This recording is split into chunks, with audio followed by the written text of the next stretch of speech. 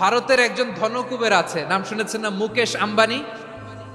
ওনার স্ত্রী নীতা আম্বানি, আমি একটা নিউজে দেখলাম যে তিনি গোল্ড ওয়াটার খেয়েছেন। এক বোতল গোল্ড ওয়াটারের দাম মোস্ট লাইকলি $60,000, $60,000 এক বোতল গোল্ড ওয়াটার। কেন? এটা খেলে বার্ধক্যের ছাপ নাকি চেহারায় লাগে না। কিন্তু মানুষ যতই বয়স ধরে রাখতে চাক, এই দুনিয়ার জামিনে সে কি তার বয়স লুকাতে পারে? এই দুনিয়ার সুখ আনন্দকে নষ্ট করে দেয় বার্ধক্য। মানুষ বুড়ো হতে চায় না। দেখবেন যে দাড়ি যার একটু সাদা হয়ে গেছে, কত ভাবে ওইটার একটু লুকিয়ে রাখার ট্রাই করে, আছে না নাই? হ্যাঁ, এটারে কলপ দেয়, এটার কেউ মেহেদি দেয়, এটারে কেউ কেটে কুটে। এই যে আমারও তো পাকতেছে এদিক দিয়ে। এ তো আজ থেকে 5 বছর আগেও তো কুচকুচে দাড়ি ছিল, চুল ছিল, রং ধরা যৌবন জং ধরে শেষ। এই তো জীবন। This is the circle of life. আপনি অমর হবেন জান্নাতে, চির সুস্থ হবেন জান্নাতে।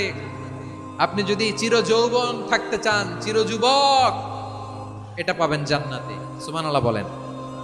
ওই জান্নাতে আপনি যেতে চান তো? বিশ্বনবী বললেন, ছোট ওই জান্নাতের দিকে যে জান্নাতের বিস্তৃতি আকাশ জমিন বিস্তৃত।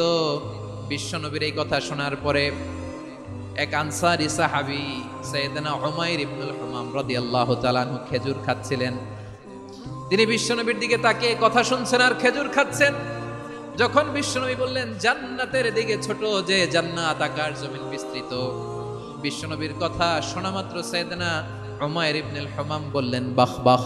কি বললেন? বাহ বাহ মানে চমৎকার, মাশাআল্লাহ চমৎকার।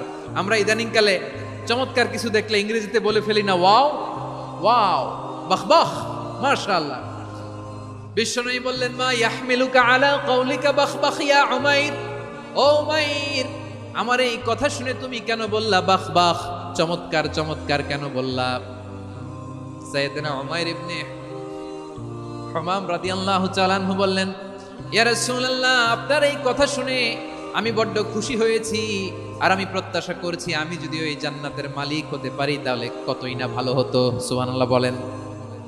বিশ্বনবী বললেন, ছোট এই জান্নাতের দিকে যে জান্নাত আকাশ জমিন বিস্তৃত।